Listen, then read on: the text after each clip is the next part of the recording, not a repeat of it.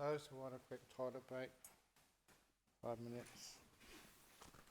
And then we'll do the chanting. No, no chanting, we do questions and answers.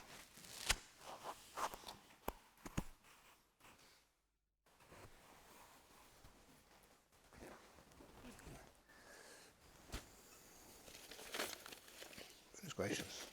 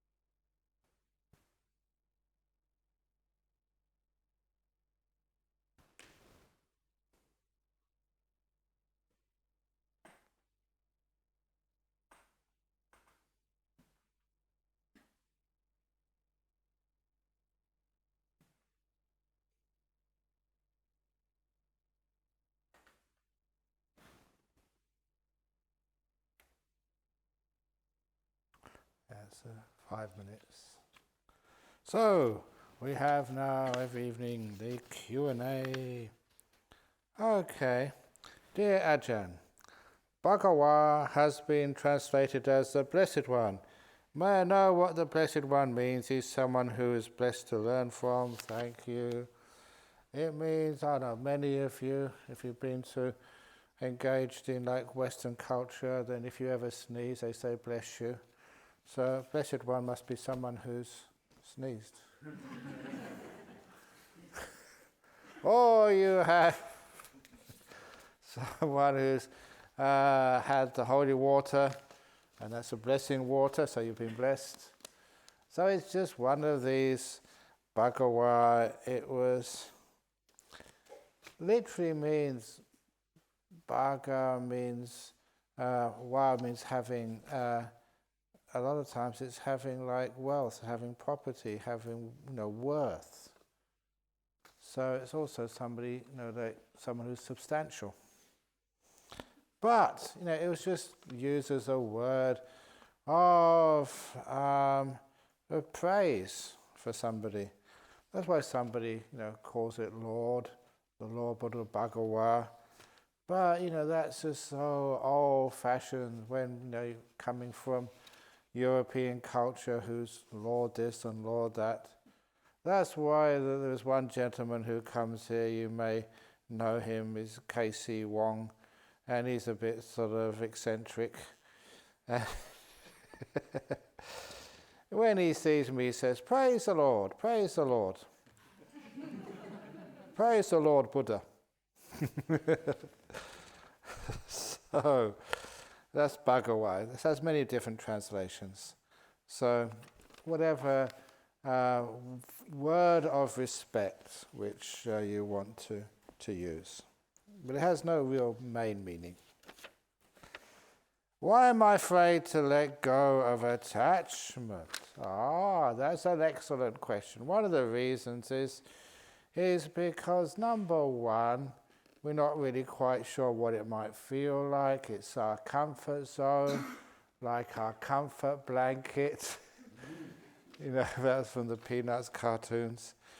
And why am I afraid to let go is because, one of the great stories, that once there were these two monks, and they were the best of friends, and they meditated together whenever we're together. And when they died, one passed away, and because of their great merit, they got reborn in this wonderful heaven realm, because of their good karma. The other one got reborn as a worm in a pile of cow poo. And because, not all monks are sort of good. There's always a couple of bad bricks in a wall.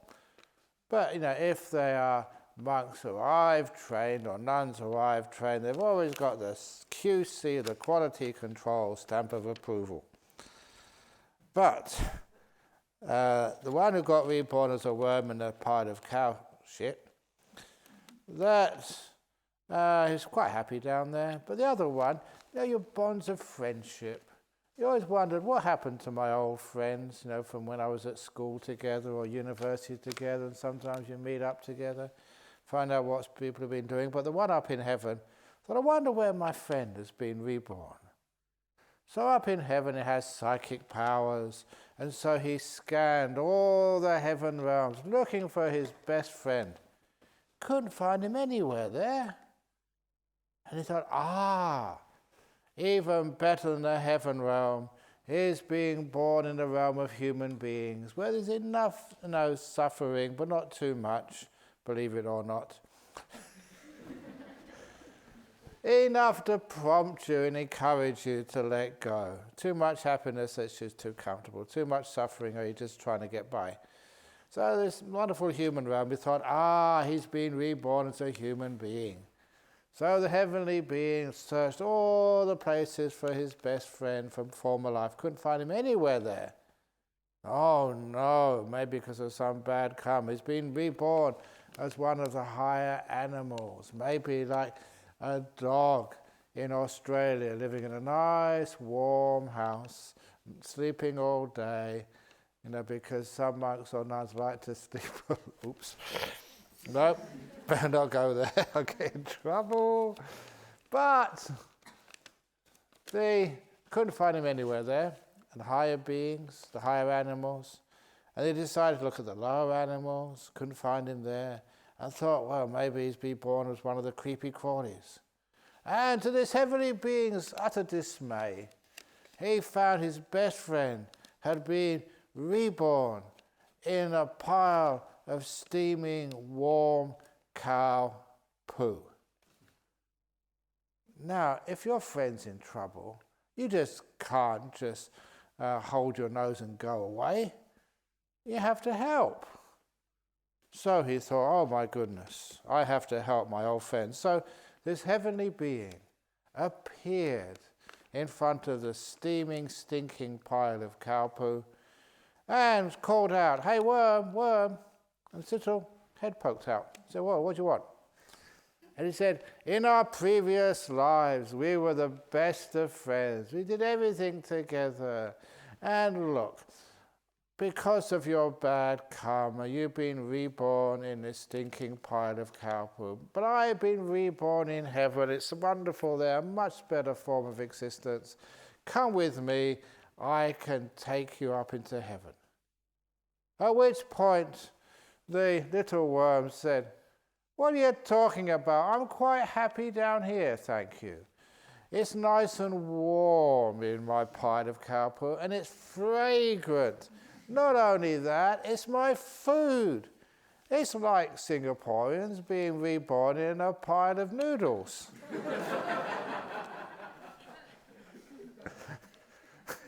I should go there. But, and the worm said, no, I'm quite happy here, thank you. No, you must go. It's much better up in heaven. We were friends. And the worm said, well, look, I'll ask you one thing, first of all. Is there any shit up in heaven? Of course not, said the heavenly being. We don't even use that word up in heaven. Well, no poo, no go. And so, you can understand where the worm was coming from. You got used to your cow shit. It's warm, it's your home. You are attached to it.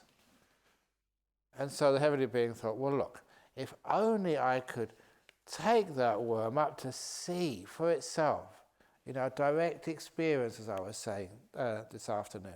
So a wise worm can experience the Dhamma for itself. So how can I do that? I've got to actually take it there.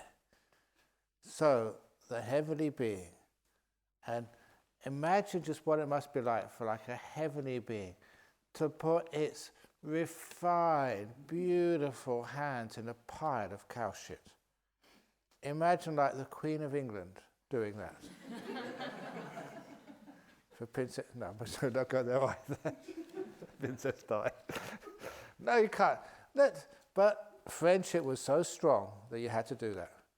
So he put in, and he tried to pull the worm out. And the worm didn't want to go. And worms can be very slippery with all that slimy poo on it. And because it didn't want to go, and because it was really slimy, slippery, the worm wriggled and writhed until it escaped. And the worm went right into the deepest parts of the cow poo. But that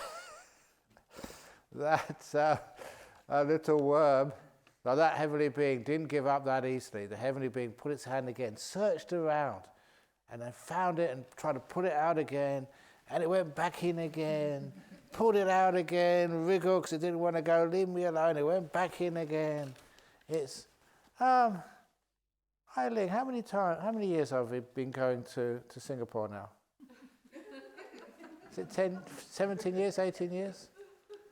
For 17, 18 years, the heavenly being was trying to pull the worm out of its pile of cow shit.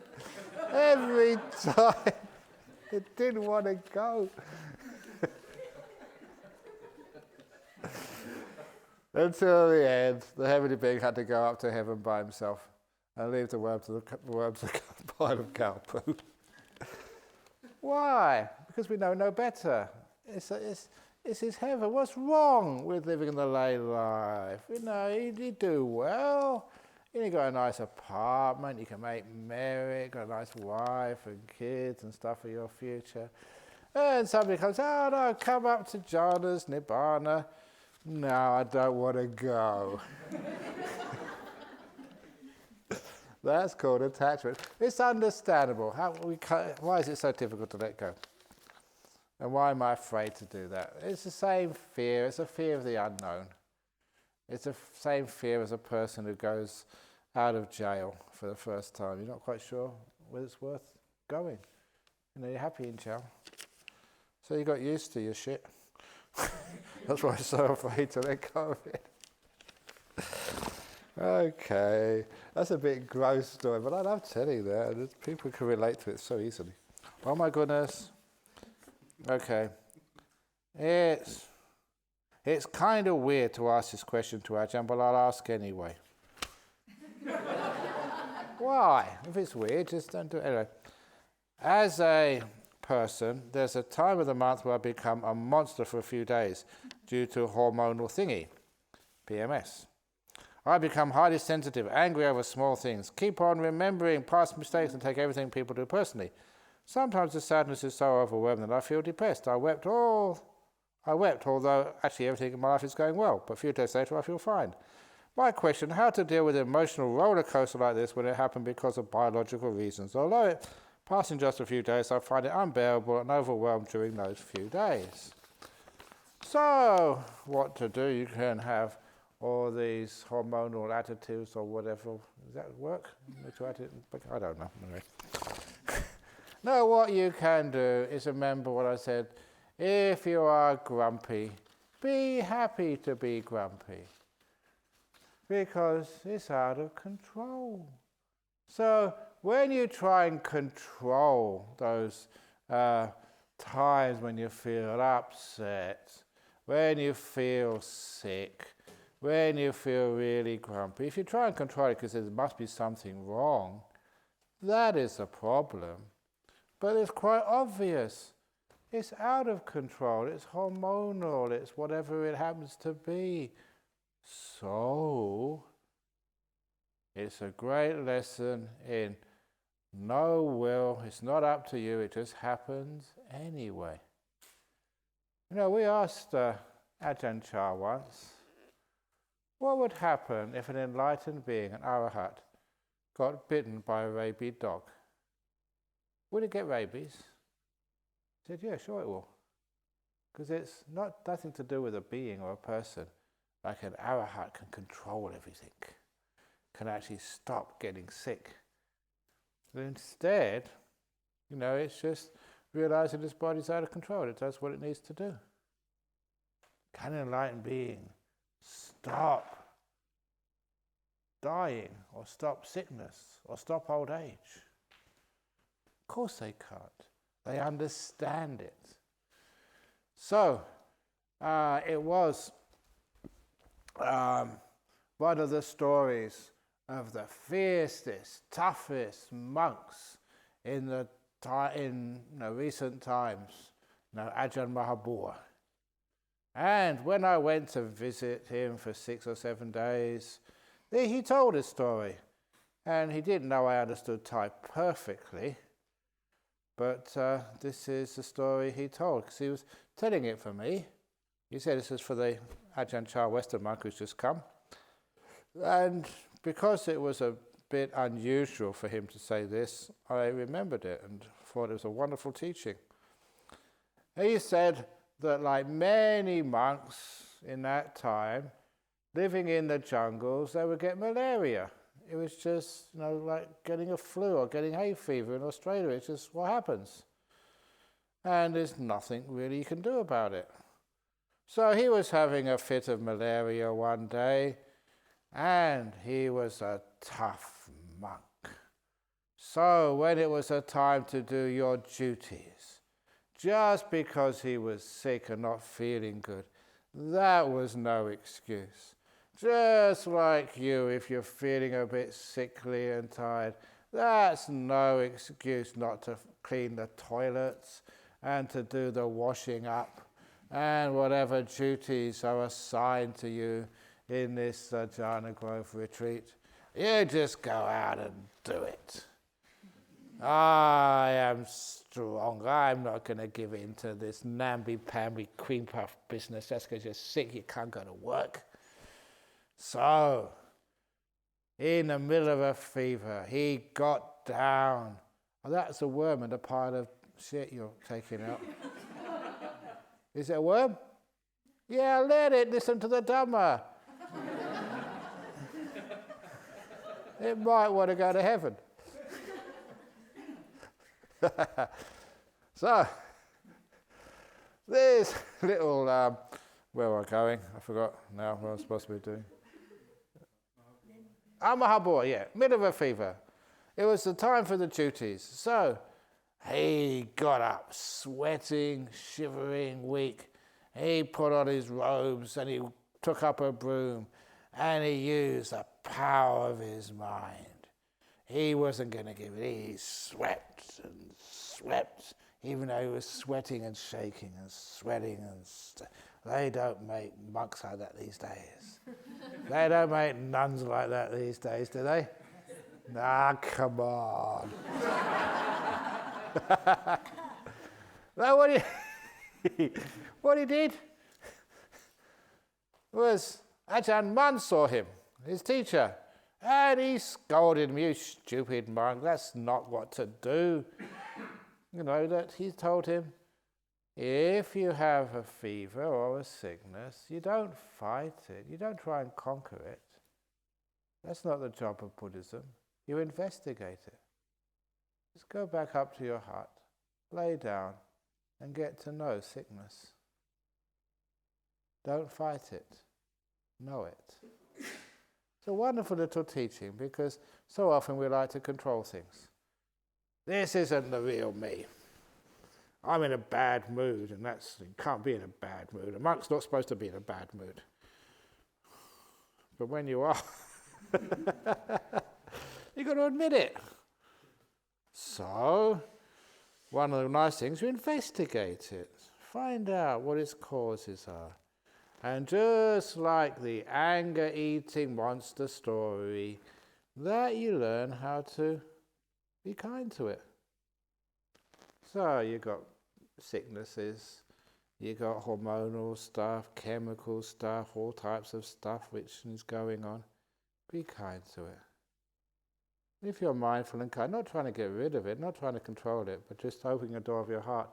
The fact this is what happens when you get old, when you get stuff going in your body, it just happens. So that way, you find actually when you don't try and get rid of it, when you accept it, the symptoms get much less. So, just let it be. Dogs go woof woof. You can't stop a dog going woof woof. You tell it, dog, noble silence. And it goes woof woof woof woof. You can teach dogs some things. There's some really clever dogs. This dog I read about, because these dogs in Australia, these kelpies, are incredible. There's one dog, it's one of the pub stories. Somebody went into the pub and found this dog, playing poker with his mate. And he went in and said, "Wow, that really is a very, very, very smart dog who can play poker." And the owner said, "He's not smart. Every time he gets a good hand, he wags his tail."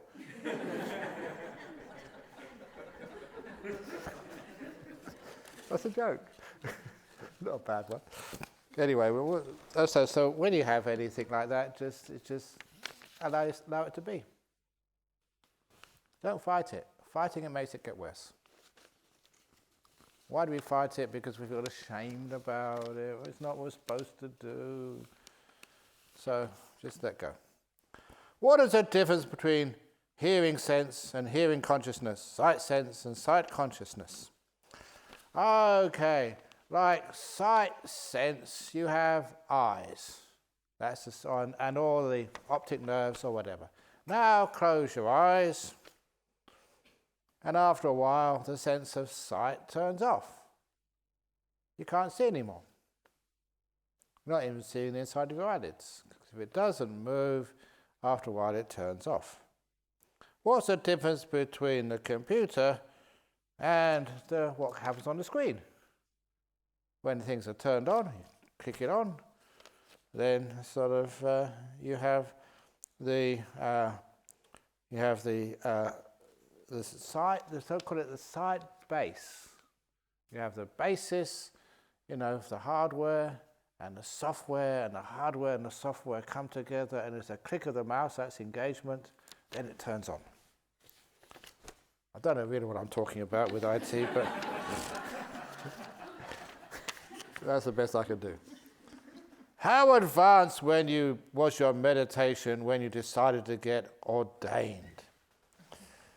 I became ordained because my mum, you've seen pictures of me when I was young, all these little books. I had really long hair. And my mother kept on saying, get your hair cut. So I did. And she said, that's not what I meant.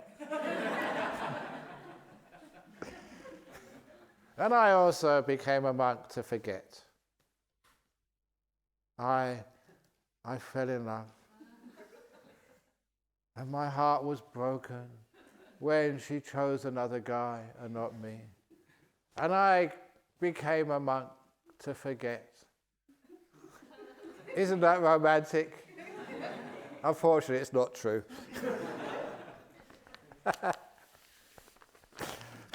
No, just meditation.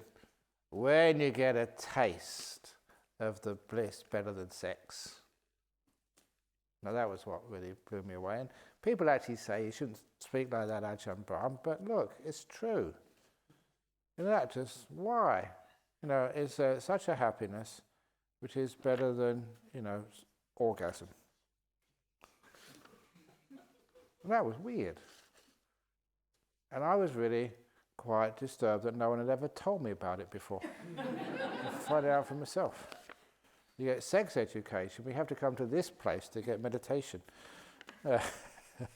education. And that's why. And so I became a monk to actually investigate that further, find out what the heck's going on. Why is it you get such beautiful delight and a totally different flavour, just totally freeing, not exciting, but very peaceful. So that's one of the reasons why I became a monk. But as I said, that I became a monk thinking that 1 or 2 years, get enlightenment out of the way, tick that box off, become enlightened, then I can actually start a family and get a job and this. That's how much I knew about what enlightenment was. How do you let go of someone who you are not ready to let go of, but he or she has already moved on with their life? In other words, they've let go of you, you haven't let go of them. So you're pretty nuts, aren't you, if you just, they've already let go of you. It's just like, how do you let go of your body when your body's let go of you? Which means you're dead, but you haven't let go, which means you become a ghost. That's what ghosts are. The body's let go of them, but they haven't let go of the body and all their stuff. They tend to linger around, protecting stuff. So, ghost story, always like ghost stories. You're not ready to let go, but they've let go of you. This was the one I told the other. I don't think I've told you this story, but they brought this up because it was a mooncake festival. And did I tell the mooncake story here? Okay. This was first 2 or 3 years in Thailand. That there was one of our disciples who come to the temple was actually owned the mooncake, the cookie shop over in Ubon. And, there was nice little, when he came and offered all the Western monks and mooncakes, there's no spice in it, so my tummy was fine. And it wasn't boiled frogs. So, we quite look forward to those little mooncakes. So, he would come and offer them. One evening, he came to the temple and he said, "Can I stay here overnight?" I said, "Yeah, sure." And so, that was like late in the afternoon. And just about an hour after I'd given him permission to stay the night, one of his friends, who was the station master at Bung Wai Station, a very small station, very close to Wat Nanachat. And he came and said, "What are you doing here?" And he said, "I decided to stay here the night." He said, "Come and stay with me. It's much more comfortable. And also, you can have something to eat as well." So he talked him into staying at the station house. And that night, that fellow who wanted to stay in the monastery died. It was really interesting. It's almost like subconsciously he knew that his time was up and he wanted to die in the monastery. But no, he didn't know. There was nothing wrong with him, no signs of any sickness. He just passed away like that in the monastery. Not in the monastery, but in the station house. But he wanted to pass away in the monastery. So anyway, we did the funeral. But a few days later, the station master, because he had a pretty good education to get that job, he was helping one of the girls in the village, a young teenage girl, with her English homework. And as he was helping her with her English homework, she suddenly screamed and passed out. And when she came conscious again, she wouldn't look at the station master. His name was Somchai. He wouldn't look at all at him. And they realized that something weird was going on. So next door was the oldest woman in the village, in her 80s. Someone who'd been there, seen that. So they called her in and she knew exactly what was going on. "Who are you? Who are you? What do you want?" She said to this little girl. And the girl started speaking, not in her voice, but in a weird voice, the voice of the person who owned the cookie factory, who was dead. And it turned out she was very upset. He was very upset. Very upset for two reasons. First of all, this Somchai fellow had encouraged him to die at the station house when he was meant to die at the monastery. And number two, he didn't do the funeral ceremony properly. And why? Because it was done according to Thai tradition instead of Chinese tradition. He was a Chinese Thai. And so he said, "You should have got a pig's head for the funeral." And they said, "Well, where have you been all this time?" He said, "In the mango tree by the station." That's where he was staying for a while as a ghost. And so, having said what he needed to say, then the girl passed out. Now when she came to again, no recollection of what she'd been saying. The last thing she knew, she looked down the stairs and she saw the ghost coming up, which is why she screamed. So, the next day he came to the temple, told us, what should I do? Get a pig's head and put it by the mango tree. And that was the last, no more problems at all. I think we did some chanting there as well, and that was it. And that, that was the origin of what you now know in the West as a cookie monster. All started with mooncakes in northeast Thailand many years ago. But apparently Cookie Monster is in Sesame Street. Is it Sesame or Sesame? Yeah, because I never watched that. It was after my time. So I didn't really know that. But that's actually the origin story. Interesting. But that's, the person, the body had let go of him. He was dead. But he hadn't let go of, the body and how it should be done and this and that. So that's one of the problems. So if they're still alive, and they've let go of you, they get moved on with their life, you're just living in the past. Be kind to the past. So that way, you actually don't move on. You're actually here all the time instead of lingering on with all this past. What would have happened if? What would have happened if? There was another story of this guy, and he was at the cemetery, and he was crying and crying at this graveside, and it was he was a man, and the guy who died was also a man. And he said, "Was this your brother or your father?" He said, "No, it was my wife's first husband. If he hadn't have died, I'd be happy." "Why did you die? Why did you die?" "My wife's first husband. He passed away." Another joke. So, move on. It says, how do you let go of someone who you're not ready to let go of? You can make the choice anytime you want. Letting go is a choice, which you can make. You don't have to carry the past. You can let go any time. Just like I say, the doors of hell are open. You can walk out whenever you want to. But people don't want to walk out. I remember going to this grief and loss conference years ago.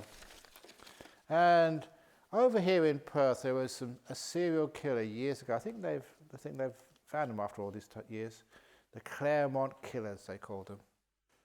And one of the mothers of that, she was at this grief and loss conference where I was speaking at. And I was teaching people how to let go of the past, of grief and loss, and move on with your life. And after giving some really good teachings, people really appreciated that. They actually work. But she came up to me, almost like, eyeball to eyeball, nose to nose, really confronting me. But she was very angry, and she said to me, "You have got no right to take away my grief." That's what she said.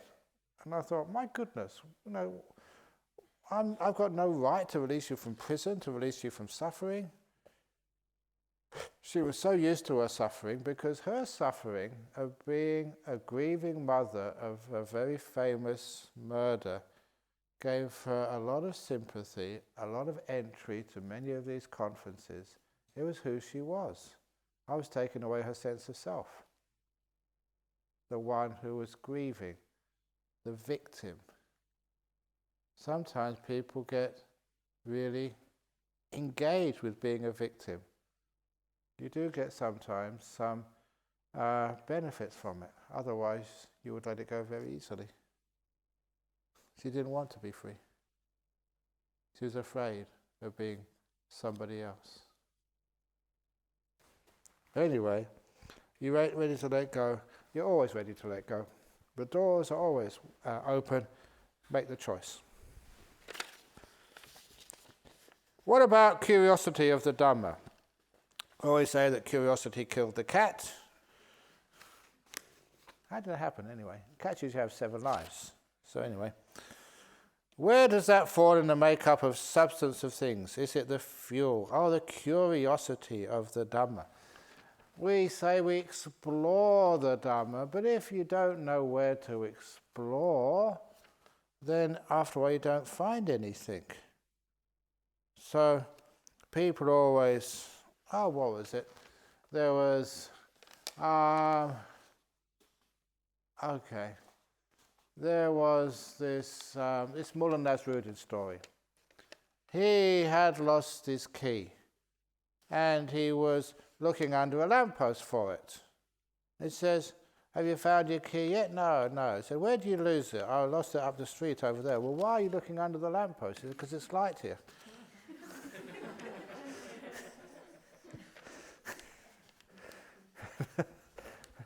That's some really interesting teachings. Curiosity about the Dhamma. If you really, really want to find the Dhamma, don't be curious yet. Be curious about stillness. Curious about peace. Curious about what kindness is. Do you know what kindness is? What compassion is? What loving kindness is? Many people think they know, but they don't.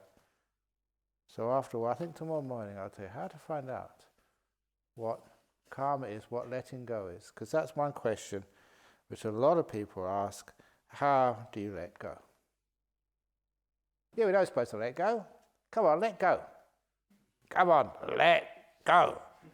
Let go, I'm telling you. Of course, that's not letting go. So anyway, the fuel, the curiosity of the Dhamma, it's not really the truth you're looking at. You're looking at the wrong place, and so it keeps things going and going and going.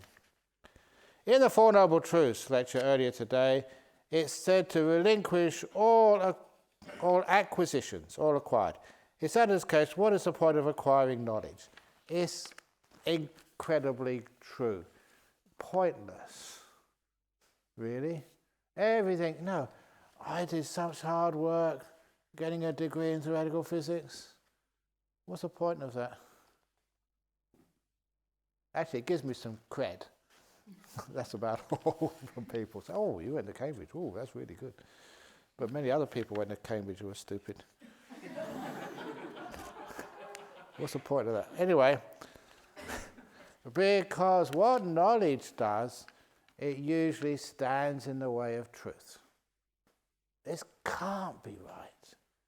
It's not in the books. That's one of the reasons why that when you get new discoveries, it takes so many years for people to agree that it's actually this is true. It works. But many people say no. It can't be true because it's not in the book. Because our master never said so. Because the professors don't believe in it. For example, the knowledge of, say, ghosts. There's a lot of other people who believe in ghosts. They are just, what are they? They're just gullible. There are no such things. Right? I think I mentioned, oh no, I didn't mention that. I used to have this friend, Abbot Placid. He was the head of the Benedictine monastery up in New Norcia. And we were good mates, and so we were walking through the old monastery together, some of the old parts. And I was saying, wow, this is such an old building. One of the first buildings in Western Australia. And I said, are there any ghosts here? And he said, I'm a Catholic, we don't believe in ghosts. What about the Holy Ghost then? got you. So we'd mess around like that, good mates. We actually remember going to the first ordination of a female priest, a vicar over in St. George. She's now the first bishop. And you think these ordination ceremonies in Buddhism take a long time. This took 2 hours. 2 hours, this ordination ceremony. And so I was sitting, this was in the cathedral up in Perth, in the heretics pew. So I was sitting, this is Anglican ordination, and I was sitting next to Abbot Placid. He was representing the Catholics and the head of the Uniting Church. And after a couple of, I don't know, about 10, 20 minutes, it was saying, it's so boring. So we started joking, telling jokes to each other. We're like, if we weren't sort of religious leaders, we'd get kicked out of the church for misbehaving. But because, 2 abbots and the head of the Uniting Church in Perth, we can get away with anything. Just like 3 naughty boys. That's what it was like. But it's great. So yes, I really loved that guy. It was really good fun. So anyway, the acquiring of knowledge. Wouldn't it be best not to acquire knowledge in the first place? Not to stick to the knowledge, not to attach to it. Just actually be with it, but it's always work in progress. said this to someone, I think today, that there was this doctor he was taking me up to Wat Buddha Dhamma many years ago to teach a retreat. And he said he did his medical training at Royal Prince Alfred Hospital over in Sydney. And he'll never forget the head of the medical school, who was a very famous doctor apparently. And that famous doctor welcomed the new intake of medical students with the words, 50% of what we're going to teach you in the next 4 years is wrong. It's wrong. My problem is I don't know which 50% it is. Now that's a scientist. That's somebody who really sort of understands what knowledge is, work in progress. Even with the Dhamma. 4 Noble Truths, you know the 4 Noble Truths? And I said, do you? Knowledge, yes. But experience, real true knowledge, acquiring the knowledge, sometimes it stands in the way of truth. So according to many scientists, ghosts don't exist. But then you see them. They do exist. But they're kind, they're nice. The ghosts who come to this place have to observe 5 precepts. That's what you say. What? No, there's no ghost here. When we meditate, should we be observing the breath or the sensations in the body? Why one and not the other, or observe both? So you don't make your will, I've got to watch my breath, or I've got to watch my sensations. Because you watch whatever happens to be there at this moment. Present moment awareness. What's here, right now? That's what you're aware of. And you make peace with it. You're kind, you're gentle. I'll make much more of this later on, but what you are aware of is not that important. What you're aware of right now is a result of old karma, past karma. It's here, this is it. It's come up. What I must be very careful of is how I relate to this. Don't make bad karma with what you've got right now. I don't want this. It's not good enough. The breath isn't going the right way. It's too rough. It's not even the breath. I'm just watching stupid thoughts. Those stupid thoughts have come up. This old karma, they're here now, stupid thoughts. What am I going to do with stupid thoughts? Try and get rid of them? It's like making them worse. Like the monster in the Emperor's Palace. Whatever's coming up now, make peace, be kind, be gentle with it. Make peace with this. You're making good meditation karma in this moment with what you're experiencing right now. That's one thing which I have 100% confidence in, the law of karma. If you make peace in this moment, you're going to get peaceful. You're making the karmic causes for peace coming next. Get out of it, you don't belong. That's aversion, that's violence. And what the result of that is you're going to be really tense and upset. So, make peace, be kind. Stupid thoughts, yeah, it's okay, it's just because PMS or it's whatever it is, post-traumatic stress. That's why I don't do chanting, because the chanting in Thailand was so terrible that it's traumatized me, and I got all these flashbacks to hours of chanting, and just totally discordant. That's why it's very good to actually get rid of ghosts. Our chanting was the best to get rid of ghosts, because no self-respecting ghost could actually stand our chanting. It's so awful. They run away quickly. So imagine that beautiful chanting, so some of these, like the Gregorian chant, these Benedictines, they're just so beautiful and nice. Of course, that attracts ghosts. Oh, come and listen. Hey, what am I doing here? So, observe whatever happens to be in front of the mind right now, and make peace, be kind, be gentle with it. I have a hyperactive mind. No, you don't. You don't own anything. It's not yours. If the mind is hyperactive, none your business. Hyperactive? Not my mind. Isn't that wonderful? It's not mine. So you don't have to do anything. When you try and stop it, it gets worse. That thinks non-stop. No, that is, here we are, introduce this magic word, gomayang. If you haven't heard this word before, many of you have heard it. Go is a Pali word for bull. Mayang is what comes out of the back end of a bull. No, shit. So instead of actually upsetting people by using coarse words, bullshit, I used a Pali equivalent, gomayang. So now you know what gomayang is and you know what I mean. Okay, because I get away with it that way. So, your mind thinks non-stop. That's gomayang. That's not true. The point is, you never actually notice when the mind is not thinking. You only notice things, not the space between my words.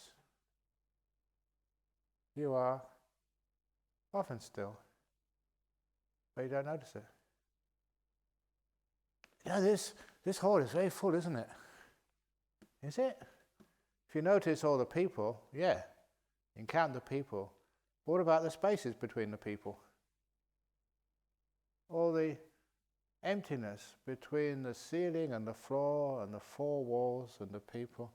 There's more emptiness in this room than there are things. But we've been trained just to notice things, not the spaces between the things. Just like we've been learned how to notice the thoughts, the events which we call thoughts, rather than what's before the thoughts or what's after, before the next thought begins. So, see if you can be more mindful of the spaces between your words and thoughts. It's a nice little technique. And that proves that your mind is not non-stop. It does stop. You just don't notice it. Many times, unaware of thinking after a long time, as awareness this week, I may spend hours sitting and thinking instead of focus on present moment.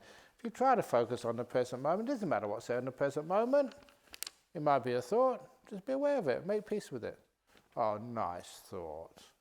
Well, thank you for coming to visit me. I know, it's a stupid thought, but you notice it's not up to me to judge. You know, there's so much stereotyping. This thought is right and this thought is wrong.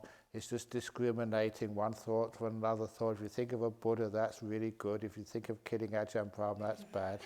That's discrimination. So just leave the thoughts alone. And then after a while, the thoughts will have no fuel. And sometimes I just used to, okay, my goodness, I can go on and on and on. But sometimes I started wondering, why do I think? Because you know that most of the thoughts are totally useless, total waste of time, don't get anywhere. So after a while, I thought, why do I think? Because I wasn't used to silence. I was afraid of it. So you just start to taste silence, be peaceful, and then you get addicted to it. It's a nice thing to get addicted to letting go, being silent. It's much more beautiful than thinking. And if you want to find solutions to problems, most solutions to problems come from silence, not from thinking.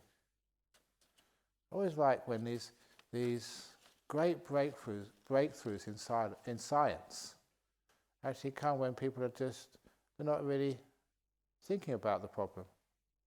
The mind is silent and answers come up. Wisdom from silence. I love that.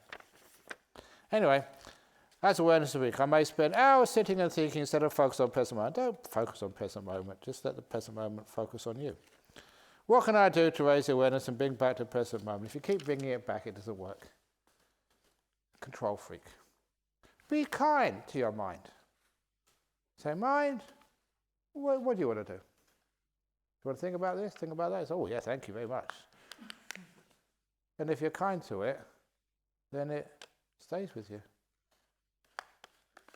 Also, found out that all those thoughts which come up, it was, again, because my mind was running away from present moment. Why was it running away?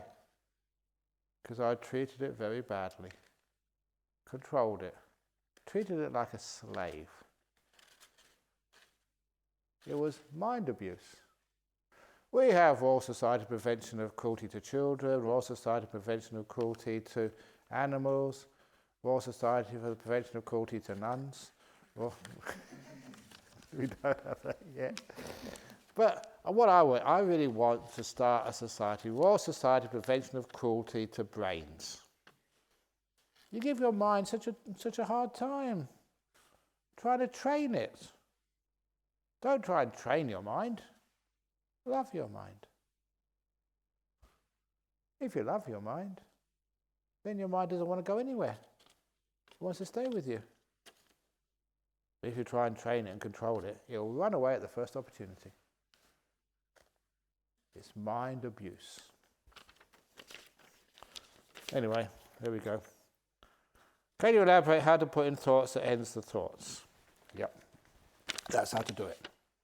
How do we balance just letting go, using anatta, and working through emotions when memories surface? Oh, why do the memories surface anyway? Quite often it is because you're looking something to do. You're bored. The mind is bored.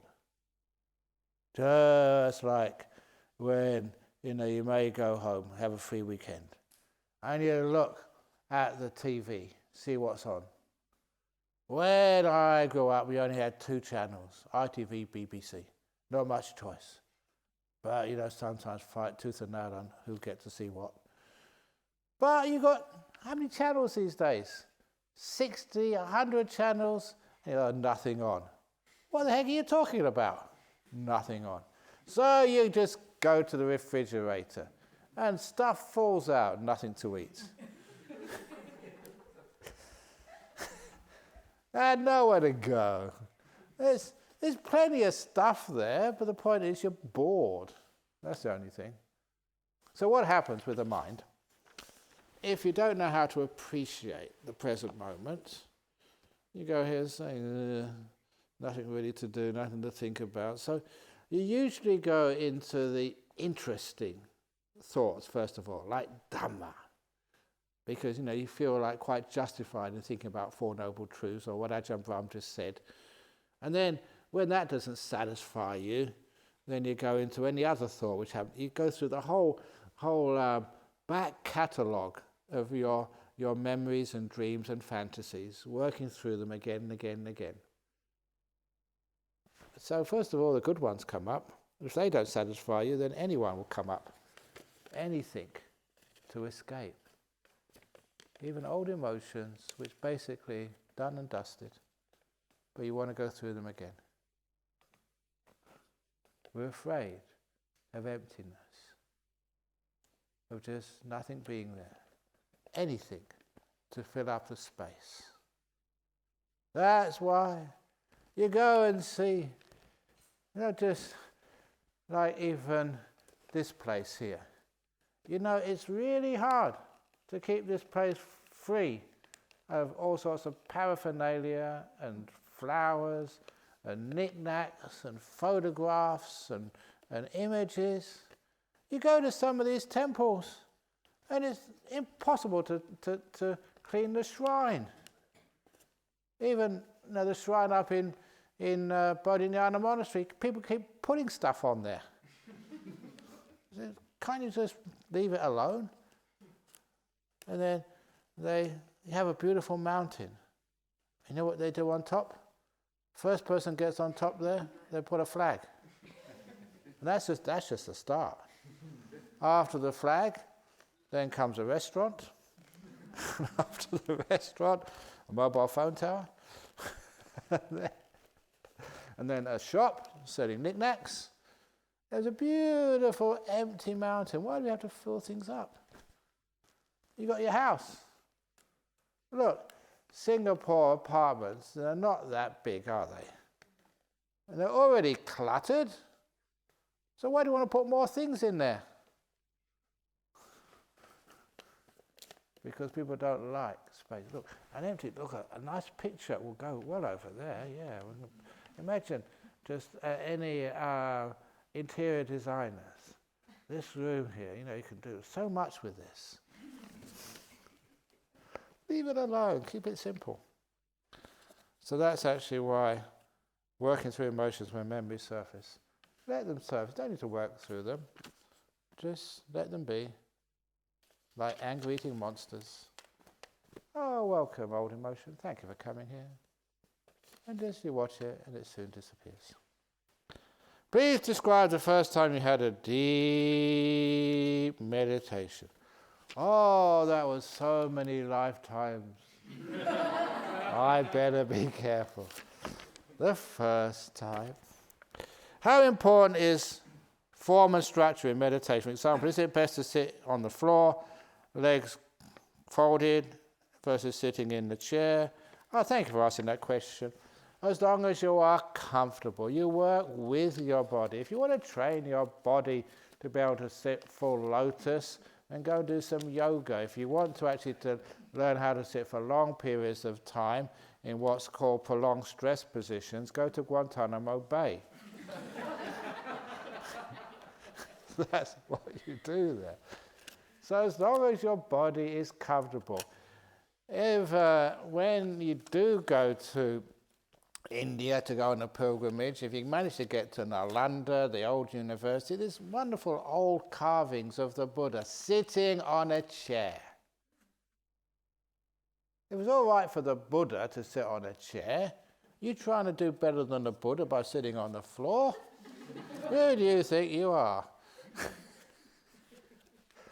So in other words, the whole point of a comfortable posture is so you can let it go. So the body can be comfortable and you can disappear and get into the realm of the mind. Maybe say more about that tomorrow. What advice for retreatants who are addicted to talking and their mobile phones? If you're addicted to talking, we do have masking tape. And we put a little hole in the masking tape where we put a straw, so you can still drink or have some fluids. So what you do is sometimes you see someone talking and you go up and say, be quiet. And that's two people talking. So we have in the West what we call the one finger sign. You know the one finger sign when someone's talking? Not the one finger sign you were thinking about, but so just remind them to be quiet. So because you might want to speak, but you're actually intruding on somebody else's silence. So don't talk. So in the cottages, especially, you should be quiet. No talking in the cottages. In this area and in the dining area, please be quiet. In the kitchen, sometimes you have to talk to actually to help instructors. Can you help me because the water's boiling?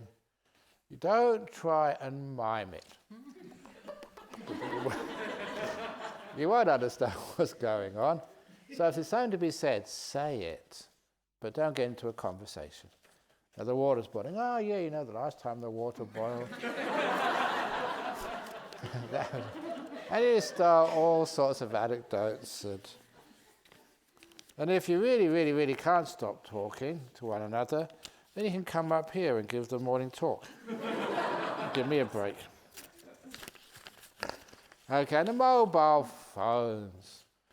Now we really tried hard to get this place with very bad mobile phone reception. But already people have found out the hotspots and places where you can get a signal. But look, you could confiscate all mobile phones if you wanted to. But it's important. Is it? If you don't check your emails in this retreat for 9 days, is the world going to end? Are you as important as Hillary Clinton? Donald Trump? So it's nice actually to spend time. This is your retreat.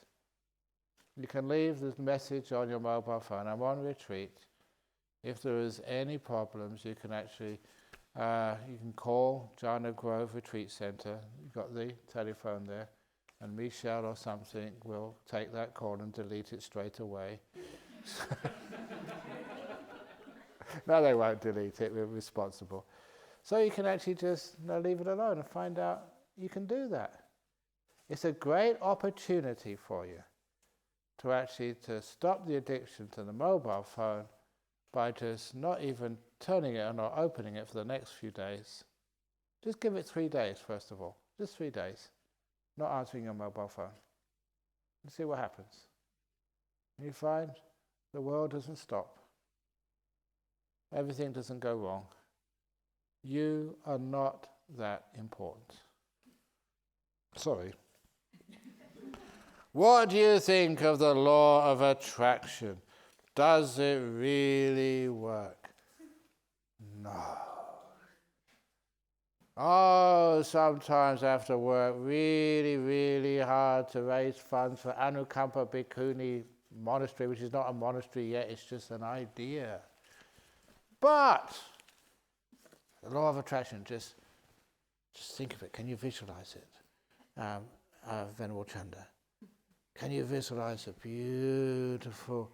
beautiful building just close to St. James's Park, close to Victoria Station, with all this wonderful parking and there's beautiful gardens in the back, which is underused by Queen Elizabeth because she's getting old. You can visualize it. Can you visualize the law of attraction? Can you visualize her handing it over to you? You can dream about it, it doesn't work.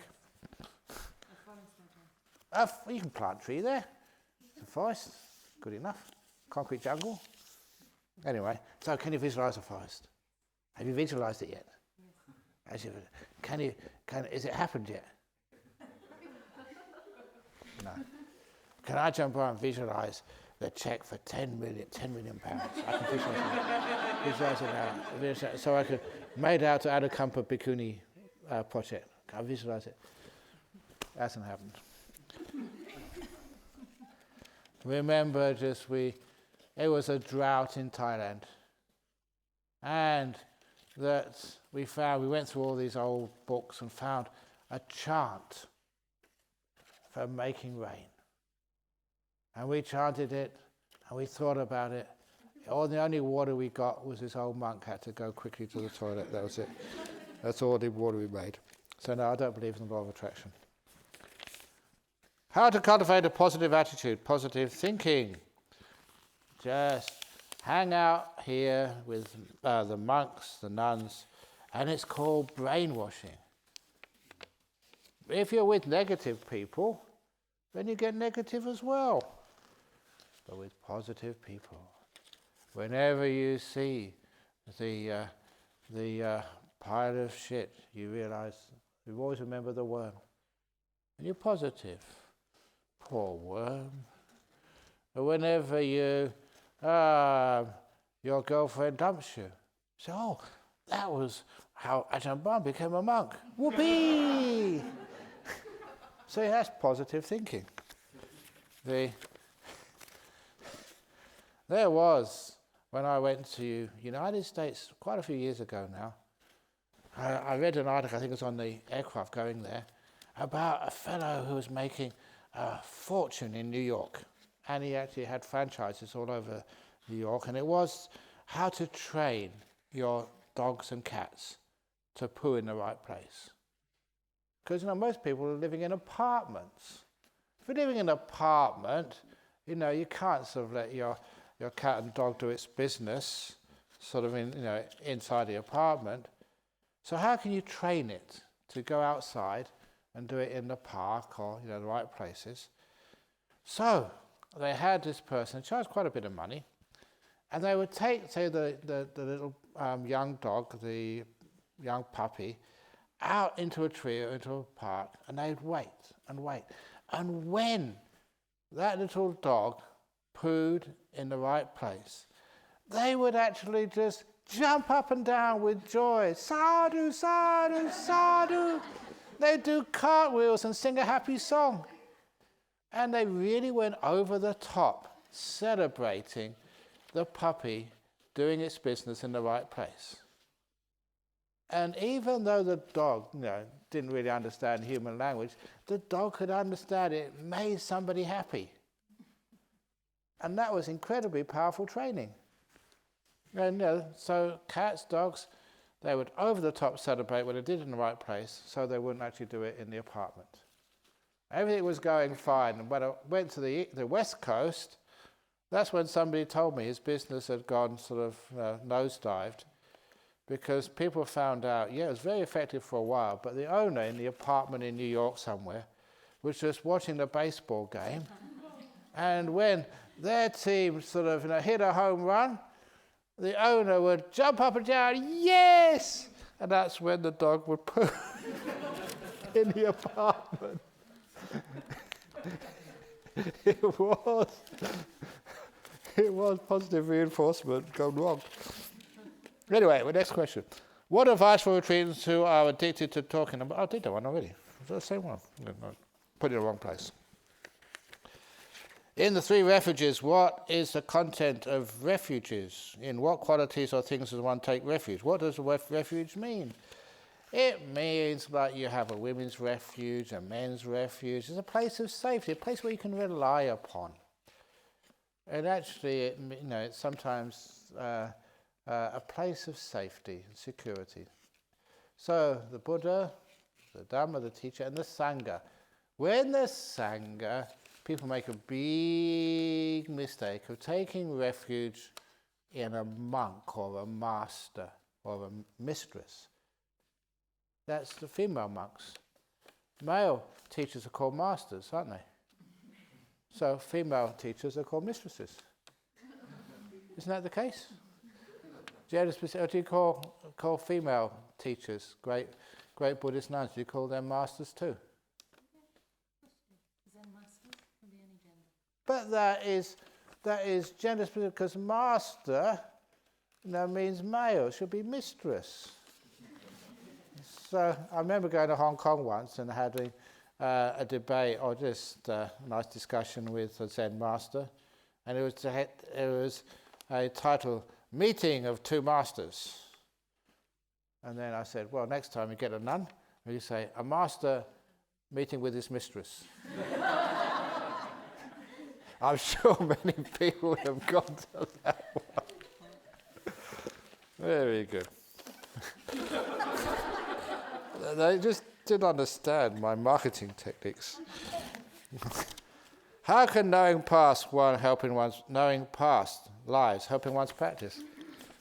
Oh, it does help because you understand the results of good karma and bad karma. So, say if you do remember the past lives, sometimes what is the cause? That people are wealthy because they were generous in their past lives. It's as if life understands if you use your money just for your own safety or your own pleasures, it's not the really best use of the money. But if you do it for good causes, like building a nun's monastery or whatever, it's actually a beautiful use of that money, which means that it's almost entrusted to you again, next lifetime. Basically, you know how it works, and so you know how to do things. There's also the case that people would actually say, Why are some people just so beautiful and other people are just ugly? Doesn't matter how many makeovers they do, still they're ugly. And there's a reason for that. And the Buddha said it's because, the precepts. If you keep your precepts and really kind, good people, then you get a nice kindness. That's the reason for beautiful. But the main one was, why are people stupid in their next lives and other people intelligent in their next lives? And this was one of the reasons why that I encourage questions, because if you want to be intelligent in your next life, you have to ask questions. I always like that because Buddhism encourages questioning. So you don't just sit there and just take it and believe it without question. It's encouraging it because that's actually you get to the truth. So past lives help one practice, one to see where it all comes from. So just you can't get away with anything. Dear Ajahn, suffering arising. If there is no I, then why is it so hard to meditate, and why meditate at all? Meditation is not doing anything. It's the default state. It's a place where you rest. So if I'm tired, I don't try to relax. That just makes you more tense. So instead you sit there, close your eyes, and just be here. Make peace, be kind, be gentle. I don't meditate. I just vanish and then meditation happens. So, yes, there is no I, but you don't believe that. Which means you always practice from a state of I, which means that it is always difficult. If you could really realize this, a good example of that, okay, I'll last a little bit, is a little meditation technique you may try. It's a bit late now, but maybe tomorrow morning if you remember it. You meditate, you come in here, sit down, close your eyes, and just imagine, role play, that you're already enlightened, that you're a Buddha, sitting under a Bodhi tree.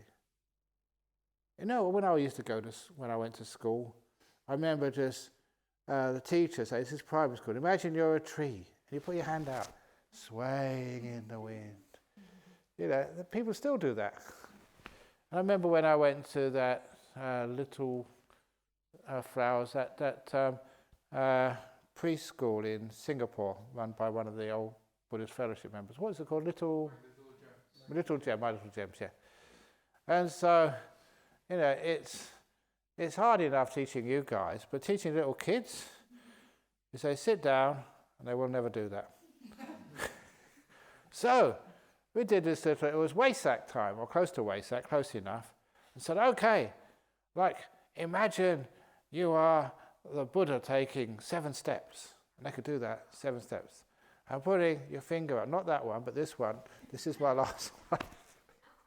And they could all do that, so they role-played, acted out, and they could actually understand just, the Lumbini in the birth of the Buddha. Now, okay, enlightenment, sit down under a tree.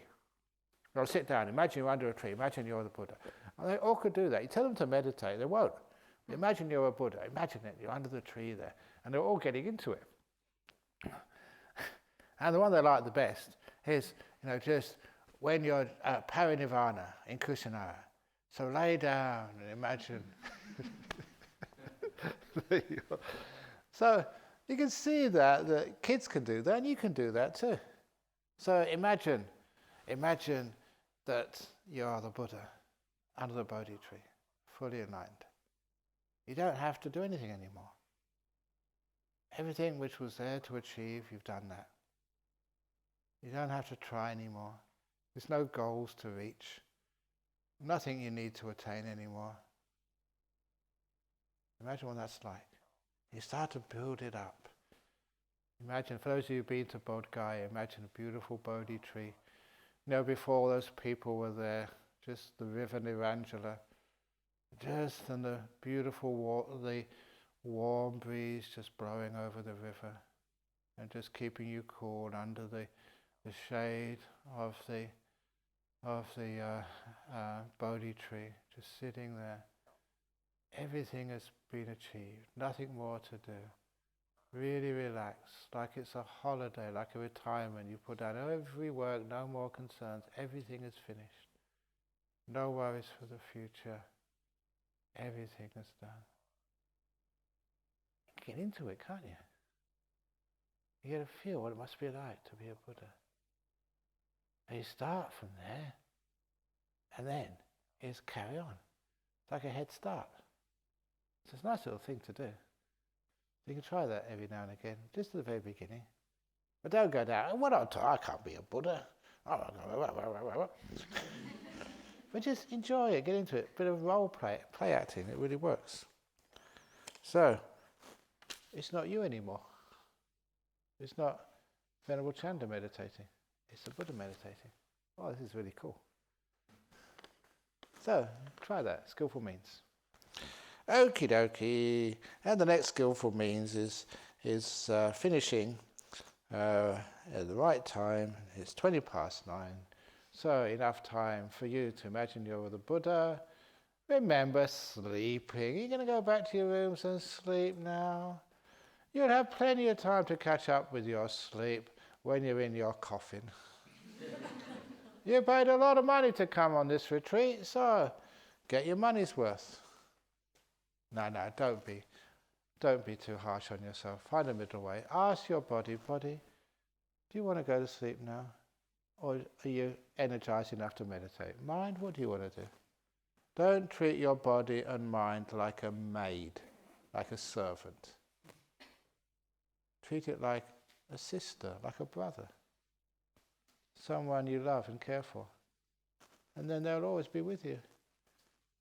You're kind to your body, and your body's kind to you. You ask your mind what your mind wants. And someone says, you had enough today. I want to sleep. And then the next moment, you come up in the morning, mind, what do you want to do? Thank you so much for giving me a rest. Now I want to do what you want to do, so let's meditate together. No force, no control. It's beautiful working together in peace and harmony. That's how you get very, very deep meditation. Okay, there we go. There's many more nights to go, so you don't have to push yourself yet. Towards the end of the retreat, you haven't got anything, but you're not supposed to get anything, so you're very successful when you don't get things. And anyway, enlightenment, if one of the nice things about remembering your past life, the past lives exist, so you don't have to be in such a rush. If you don't get enlightenment in this life, you've got another life coming soon, so just relax, take it easy, don't strive, enjoy. Sadhu, sadhu, sadhu.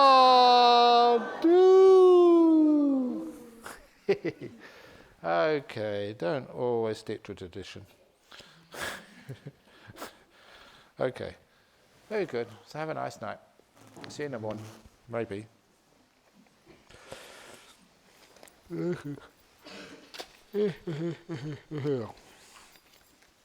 Oops.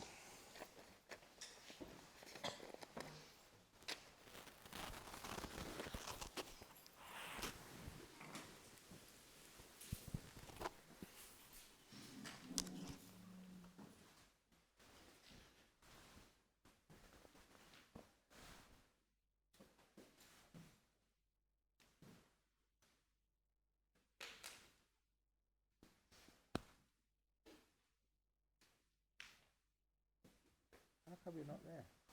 You should sit in front. Okay. You moved on in life.